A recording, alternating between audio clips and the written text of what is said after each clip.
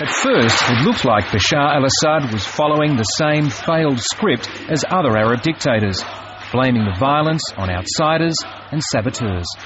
There is great hatred. They had sophisticated weapons that were not there before, sophisticated communications technology. But then he began to sound like the reformer that many had hoped he would be when he took over power from his father 11 years ago. He announced the beginning of a national dialogue for change and says he's already been talking with Syrians from all walks of life. My purpose of the meetings was to find out about the reality of the situation in a more detailed way, but I found myself part of true national dialogue.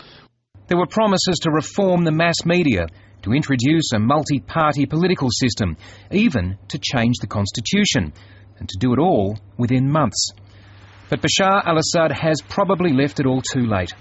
If he'd made this speech even a year ago and followed through on his promises, Syria might have avoided being caught up in the Arab uprisings. Even 2 months ago, promises like these may have calmed things down, but more than 1,000 civilians are now dead at the hands of Bashar al-Assad's army. Thousands more have been wounded, arrested, or have fled for the border. And after 3 months, it's still going on.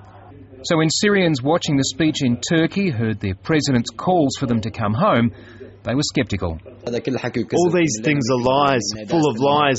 People were waiting for him to change things, but he hasn't done anything or changed anything. It's lies. Before the president began speaking, European Union ministers were arriving in Luxembourg to consider new sanctions against him. President Assad has to launch a credible, genuine and inclusive dialogue. And it's up to the people of Syria to judge the willingness to reform. But I have to say, at first glance, the speech today was disappointing. Bashar al-Assad has gone further than any other Arab leader this year in making concessions towards democratic reform. But the early signs are that his opponents simply don't trust him to deliver, especially while he's still using the army to crush their protests. Ben Knight, ABC News.